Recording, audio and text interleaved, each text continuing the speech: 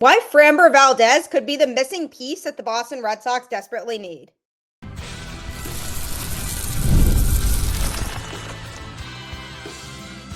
You are Locked On Red Sox, your daily Boston Red Sox podcast. Part of the Locked On Podcast Network, your team every day. Hello and welcome to Locked On Red Sox, your daily Boston Red Sox podcast, part of the Locked On Podcast Network, your team every day. I'm your host, Gabby Maljanian, former ESPN social media associate and currently the host of the Boston Balling podcast as well. And I am here to bring you the latest in all things Boston Red Sox Monday through Friday straight to your favorite podcast feed. And want to know the best part? It's all free. So make sure you tune in because Locked On is here every single day. Today's episode is brought to you by Gametime. Download the Gametime app, create an account, and use code LOCKEDONMLB for $20 off your first purchase. I'll tell you a lot more about that later on in today's show. But hello, happy Tuesday. Welcome to another episode. We are getting closer to that time of the year where free agency opens, trades can start to happen, big splashes and big moves that come across Major League Baseball. So things are about to get very interesting. And the Boston Red Sox are starting to evaluate their roster for 2026, trying to determine who's going to be on that roster, who's not going to be on that roster. And one of the biggest areas of need this offseason is starting pitching. The Red Sox have Garrett Crochet as their number one starting pitcher. He's the no doubt ace of the staff. Then there's a gray area at number two, because they also have Brayan Bello, who's a locked-in starter, but he's more of a number three in terms of his ability level and the way that he throws the baseball. He did definitely have outings in 2025 where he pitched to a number two level, but primarily he is certainly a number three. So the Red Sox do need to go out and acquire that number two starting pitcher to put in between Crochet and Bello, especially because of the fact that Lucas Giolito is likely going to be a free agent, at least see what's out there. And I wouldn't blame him if he does because of the season he had in 2025. So the Red Sox definitely need to square up that rotation. And a lot of talk has been about trades. What if they trade for Joe Ryan from the Twins? What if they trade for Hunter Green from the Reds? But what if the best fit isn't even via trade? What if there's a player who's set to hit free agency that could be a perfect fit for the Boston Red Sox? Who could that potentially be? Houston Astros pitcher Framber Valdez could be the right answer for the Boston Red Sox. He's a top-tier arm that could help stabilize the starting rotation. Left-handed pitcher who made $18 million this season, and he's projected to be one of the biggest names on the free agent market this season. So if the Red Sox were to land him, he could be a significant upgrade over Lucas Giolito, both based on his career numbers and also his consistency that we've seen from him over the course of the last few seasons. He's a two-time All-Star known for his elite ground ball pitching and consistency in big moments. You want the guys who you know can pitch well in big moments, especially because this Red Sox team is hopefully going to be looking to make a deeper playoff push in 2026. So that's a good quality for him to have. The elite ground ball pitching is great. However, the Red Sox infield defense could struggle with that unless they make changes, because the Red Sox infield ranked fourth from the bottom in Major League Baseball with negative 20 outs above average. So the Red Sox, as of right now, aren't necessarily an ideal match for Valdez's ground ball style. But Chief Baseball Officer Craig Breslow already said that he's committed to improving the defense. So if he does go out and make that a mission to improve the infield defense, adding Valdez could be part of a broader project that the Red Sox decide to pursue this offseason. And the emphasis on defensive improvement could prove pivotal for this Boston Red Sox team, because their struggles with infield efficiency generally turned into routine plays that were turning into costly errors, making a pitcher like Valdez, who actually thrives on ground balls, a challenging fit for Boston unless changes are made. So it's really reliant on them making other changes. But if they do, this could be a guy who could provide a lot of value for this Red Sox team. Valdez's season was essentially a tale of two halves, because before the trade deadline, he was nearly unhittable. However, the latter part of the season saw a noticeable dip in performance. So his overall stat line on the season was a 13-11 record with a 3.66 ERA, 31 games started, a 192 innings pitched number with 187 strikeouts and a 1.245 whip. So noticeably, the ERA and the strikeouts are what's important there. The 3.66 ERA and the 187 strikeouts total. So before the trade deadline, he was 11-4 with a 2.62 ERA, and then that increased to a 3.66 by the end of the season. He had 141 strikeouts prior to the trade deadline. That increased to just 187 by the end of the season. So he was in dominant form and top tier production early on in the season. And then post trade deadline, he struggled and showed a lot of fatigue. So that second part of the season there after the trade deadline, should we be concerned about getting that version of him? Possibly. But despite the meltdown that he had late in the year, his numbers in general still remain impressive because his ability to command innings and keep runs in check has made him one of the most reliable arms in baseball. And the Red Sox do need reliability. They need guys that are going to give them innings, and he's somebody who could certainly give the Red Sox innings. And if they do, in fact, upgrade the infield defense this winter, which, again, something that Breslow has already prioritized, he becomes a compelling fit behind Garrett Crochet, and that duo would offer a formidable 1-2 punch that few opposing lineups would enjoy facing. His ground ball dominance reduces the home run risk at Fenway Park. Plus, he has durability with nearly 200 innings pitched per season, which is very helpful because the Red Sox were in a situation again this year where their relievers were being used a lot and their arms were taxed by the end of the season because they didn't have all their starters being able to pitch deep into games. So that would be a huge help for the Red Sox if he could go deep into games. He has playoff tested experience with Houston, which is huge. The Red Sox need experienced guys to pair with the younger players on this team. And there's a left-right rotation balance when paired with Crochet. So with Valdez on the board, the Red Sox could instantly solidify their top rotation spots while continuing to rebuild a team capable of contending in the AL East. So if they were to sign Valdez rather than trading for a number 2 starter, that would allow them to use their trade pieces to address other areas on the roster, or they can continue to just go out and spend money on free agents. So it would be beneficial for them to try to address another area of need by trading an outfielder because they have an overflow of outfielders on the roster right now. But if they decide they really like Valdez and they say they want to sign him, then that would be beneficial because then they could gain something else from a trade of one of their outfielders and feel like their starting rotation is in a good spot. While nothing is official yet, the Red Sox exploring Valdez would signal their intent to move beyond stopgap solutions because even if negotiations don't pan out, the Red Sox will continue hunting for a dependable and dominant number 2 starter. So if reports come out that they actually are talking to him or they actually are seriously interested, it will show that the Red Sox are determined to find a number 2 starter this offseason, which would be promising even if it doesn't end up specifically being him.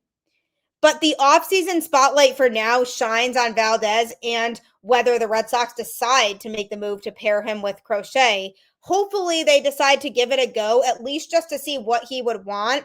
And if they could get the defensive upgrades they need for him to work, that would be great too. I mean, they do need to make the defensive upgrades anyway.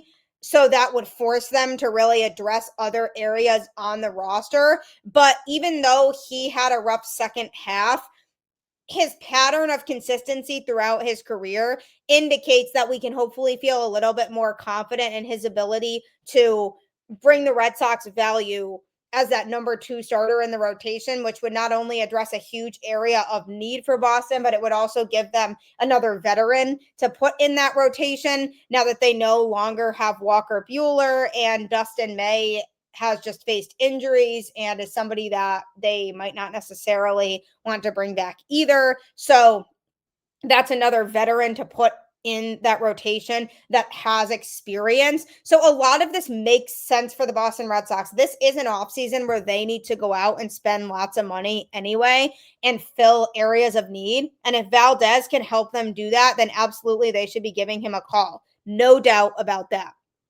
But coming up, a key player decided to test free agency this winter. Could he be coming back to the Boston Red Sox? The NFL season is here, and FanDuel has an offer you don't want to miss. Right now, new customers can bet just $5 and get $300 in bonus bets if you win. That's right. Pick a bet, put down $5, and if it hits, you'll unlock $300 in bonus bets to use across the app. I love how FanDuel gives me so many ways to play. I've built parlays, tried player props, and even followed the live lines during games. So what are you waiting for? Visit FanDuel.com to download the FanDuel app today and get started. If you want to make lots of money betting on sports, I promise you FanDuel will help you do just that. Just be open to betting on a lot of different sports, and especially now with these great football deals, you won't want to miss out. So download the FanDuel app today and start making money. It's another week of the offseason, and questions still center around what is this offseason going to look like for the Boston Red Sox? Are they going to fill their needs on the roster? Are they going to contend for the AL East in 2026 and hopefully contend for a World Series? The answer is hopefully yes to all of the above, but they need to make the right moves in order for that to happen. And one of those moves will be involving their outfield. Right now, they do have an overflow of outfielders between Wilyer Abreu, Roman Anthony, Cedar Rafaela, and Jarren Duran. And you can even throw in Masataka Yoshida, who technically is an outfielder too, but has primarily been DHing because of his defensive challenges in the outfield. So those are the primary outfielders on the team. That already is an overflow of outfielders. But then you have another guy who has been key for this Boston Red Sox team. And he's kind of flown under the radar because he was used primarily as a reserve backup player who primarily got his at-bats in platoon situations. So if you haven't figured out who I'm talking about yet, it is outfielder Rob Refsnyder. In his 4 seasons in Boston, the 34-year-old 2012 Yankees 5th-round draft pick has become both a fan favorite and respected presence in the clubhouse, as well as a valuable hitter from the right side of the plate. The 2-year, $3.5 million contract extension that he signed with Boston after the 2023 season has now expired. And Refsnyder, who contemplated retirement after this past season, now says he will continue his big league career in 2026. But the question is for which team? Because there was talks even after 2024 that he was maybe going to retire, and then he decided to come back. And here we are, 2026 season, and it's going to be a question of if he comes back to Boston or not. He hit .269 with a .354 on base percentage and .484 slugging in 2025, including a .300 average, .391 on base percentage, and .470 slugging line at Fenway. But he is going to be a free agent. Even though he had played around with the possibility of retiring after 2024, and then maybe even again, not to the same extent in 2025, he has had informal talks with the Red Sox about a possible return in 2026, though he should have a healthy market because of his productivity against lefties and his strong clubhouse reputation. That's something the Red Sox really like about Refsnyder, is that he just is a good leader and has a strong clubhouse ability to rally guys and bring them together. And he was used primarily against lefties because that was where his strength was hitting against left-handed pitchers. And he was used as a pinch hitter in a lot of situations in which there was a lefty maybe coming out of the bullpen for the other team. So he was really valuable for this Red Sox team. He experienced most of his playing time against lefties and experienced his best results then. And those results have been high level. Against lefties in 2025, he posted a .959 OPS in 138 plate appearances. So to put that number in perspective, essentially, that's elite. The Mariners' 60 home run hitting American League MVP favorite Cal Raleigh placed 5th in the AL with an OPS of 948. Toronto's George Springer was 4th at 959, the same OPS that Refsnyder compiled against just lefties. So, as you can tell, it was efficient. The former Arizona State standout was named most outstanding player in the 2012 College World Series. Fun fact, and he also belted 7 home runs against left-handed pitchers, which is a rate of 1 home run every 16.57 at bats. So he actually raked against them. The Red Sox team leader in home runs, which was outfielder Wilyer Abreu, hit 1 round tripper every 16.95 at bats against all pitchers. So pretty crazy rate at which he was belting home runs against lefties. Would the Red Sox be interested in a reunion with Refsnyder is the real question. They absolutely should be. Though they are expected to make a trade from their outfield depth, that trade is likely going to be involving either Jarren Duran or Wilyer Abreu. They don't want to trade Cedar Rafaela. They like and value his defense too much in center field. Roman Anthony is the face of the team and the guy they're going to continue to build around. So it's not going to likely be one of those two guys. And Yoshida probably here to stay. They're probably aren't going to be a lot of suitors that would want to trade for him. And I think they do like him in that DH role. So they'll likely trade one of the other guys, which is a lot of outfielders. But the catch is, except for Cedar Rafaela, they're all left-handed batters. So bringing back Refsnyder would give the Red Sox a reliable righty bat in the outfield when it comes to facing left-handed pitchers. So that's something that they would lose if they lose him. They wouldn't have that strong right-handed bat to go up against lefties, something that he does so well and is a big strength of his game. And that could be hurtful for this Red Sox team. Refsnyder also holds the distinction of having blasted the longest home run by a Red Sox hitter in 2025, a 463-foot moonshot in the first inning of a September 9th game off of Athletics lefty starter Jeffrey Springs at Sutter Health Park in West Sacramento. So this guy can crush it. So that's something that is ideal for Boston. So if they were to lose Refsnyder, that could be bad for 2 reasons. One, because they lose that right-handed bat that's really productive against lefties. And that could be tough because the Red Sox lineup in general, which is full of left-handed hitters, struggles a lot against left-handed pitching in general. So by losing Refsnyder, you have one less bat that has the chance to be able to hit effectively against lefties.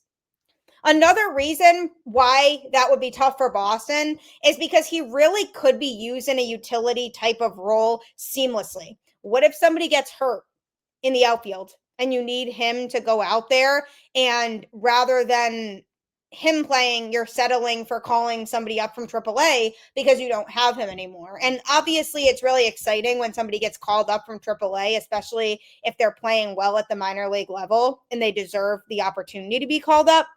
But the thing is, if you have a veteran in Rob Refsnyder, and this is a team that's trying to contend for a World Series, you want to be able to have that veteran out there. You want the guy who has experience and can go and be thrown in there.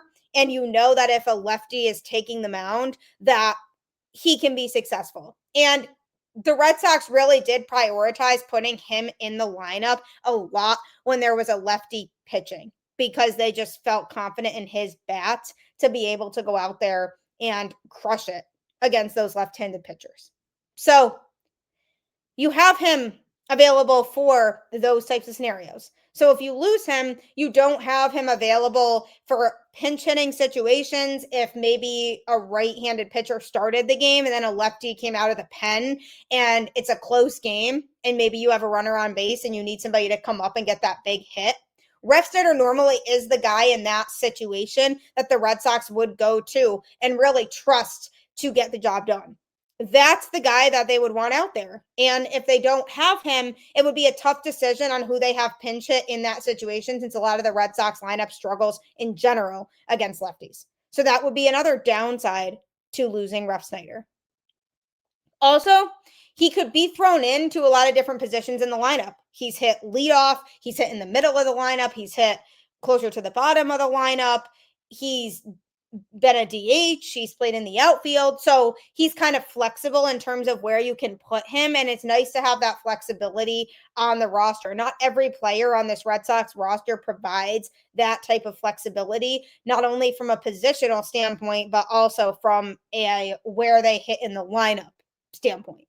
So Refsnyder provides a lot of value that would be really beneficial to this Boston Red Sox team if he stays. So the last thing I would want is to see him go elsewhere. And yes, the Red Sox might justify it by saying, well, we had a lot of outfielders as it was, so there wasn't really room for him. Sure, but it's always good to have that security blanket. And you need your pinch hitters for late in games. So if you need your pinch hitters late in games, then it's good to have somebody who can hit really well against lefties that can help balance out that lineup. So he deserves every right to go out and explore options, but I'm really hoping that the Red Sox do decide to bring him back because he's somebody who could provide a ton of value for this Boston Red Sox team.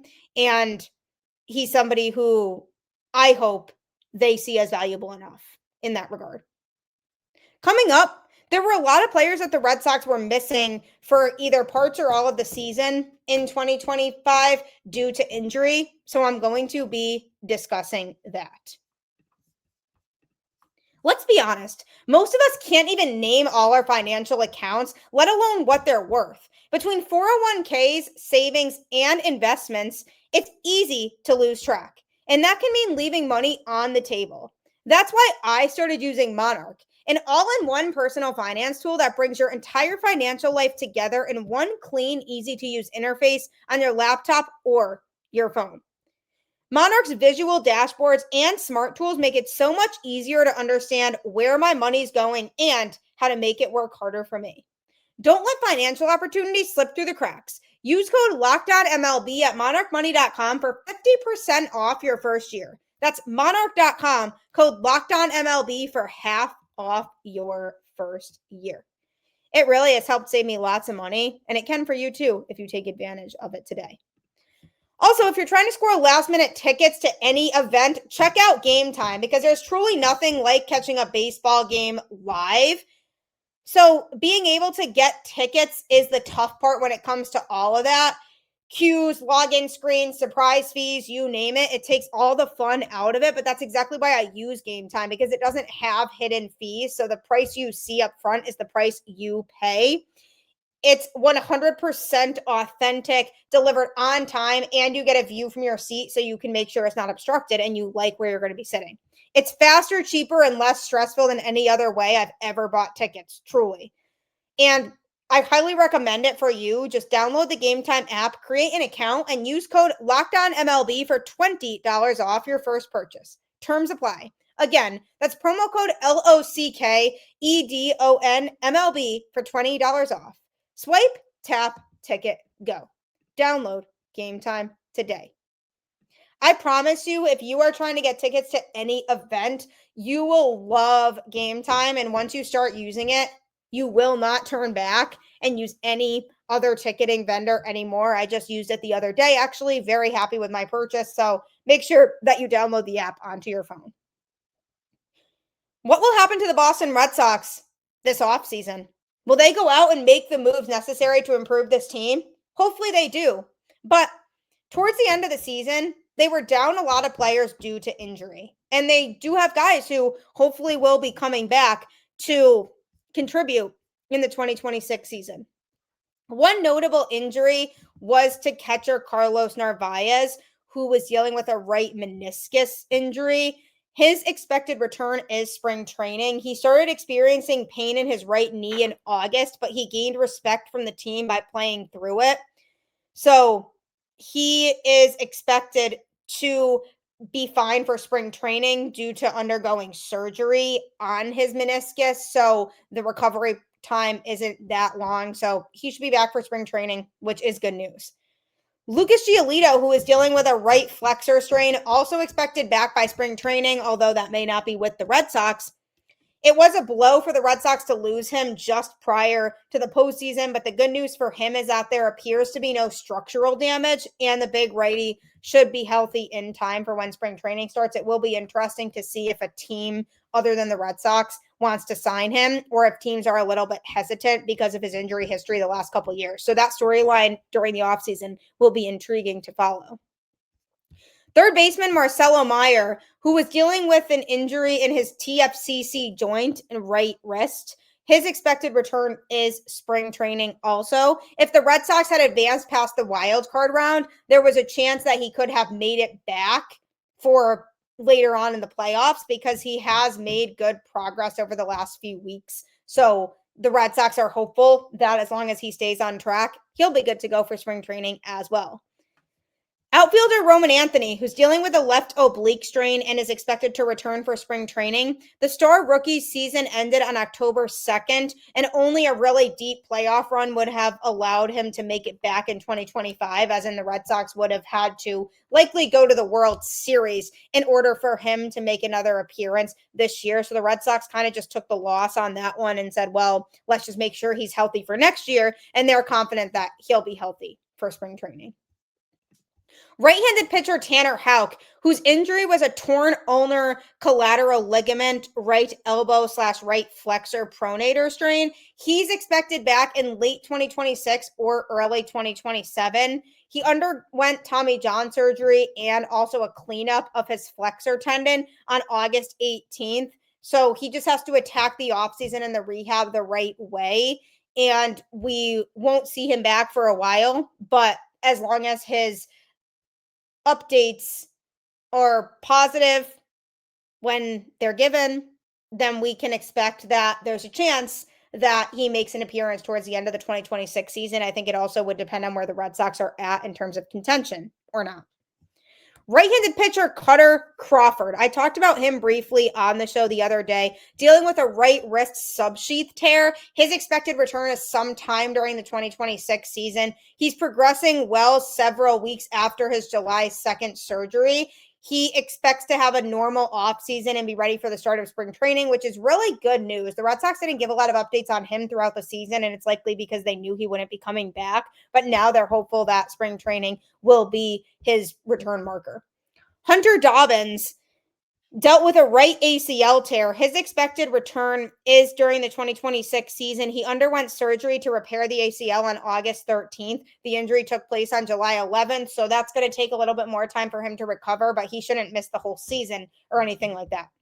Triston Casas, dealing with a ruptured patellar tendon in his left knee. His expected return is also sometime during the 2026 season, but they think on the earlier side because he has progressed on schedule and expects to be ready sometime during spring training. Maybe not necessarily at the beginning of it, but he expects to be able to return and make an impact sooner rather than later in the 2026 season. And the question about that is going to be, what will his usage look like? Because are the Red Sox going to go out and acquire a first baseman this offseason, or are they just going to kind of bank on him still being the guy?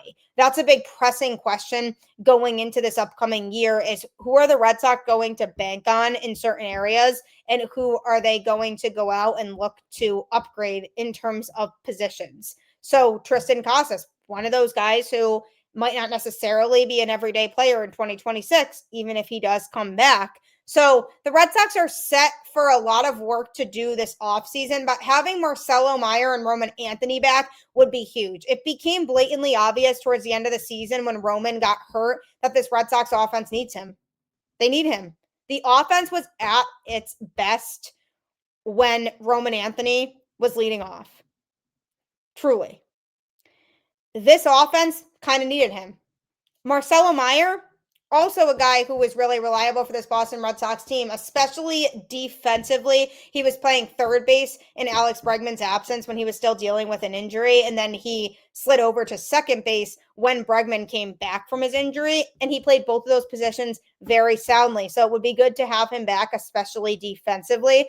Cutter Crawford and Hunter Dobbins, guys who could crack the Red Sox rotation, but they're going to have to earn it.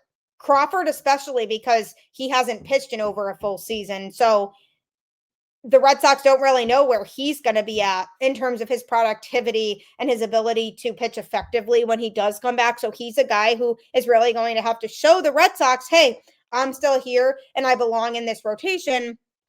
So that's something to keep in mind too. Big prove it year for a guy like Cutter Crawford to be able to show that he should have a spot in this Red Sox rotation. So it's definitely exciting to think about these guys returning. Hunter Dobbins was a very talented arm that the Red Sox had in their rotation in the 2025 season until he got hurt. So having him back could be a huge reinforcement for the rotation as well, which could help them to shape out what that rotation is going to look like for the season. And when you have a guy in there like Hunter Dobbins, who you feel like is reliable, that's a nice piece for the Red Sox to have in their rotation. So reality at the end of the day is that the Red Sox are going to have to monitor the status of injuries with these guys, and they're going to have to figure out what pieces they need in order to make themselves a true World Series contender in 2026, and who's coming back from injury that's going to fit into that equation. So lots to think about. It'll be interesting to see what the Red Sox decide to do, but I'm very excited for this offseason. Hopefully they make some big moves and they acquire some big name players that can help them succeed in 2026 and beyond. Thank you so much for tuning into Locked On Red Sox and always making it your first listen of every single day. Next, be sure to check out Locked On MLB Game Night, which is every game, every night, all the way up until a World Series champion is crowned. Our local analysts are talking about the game and what happened. Get local analysis on a national scale. You can find MLB Game Night on Locked On MLB on YouTube or wherever you listen to podcasts. So make sure you check out that show next. It truly is great. Also, don't forget, keep the faith. Go Red Sox, and I'll catch you on the flip side.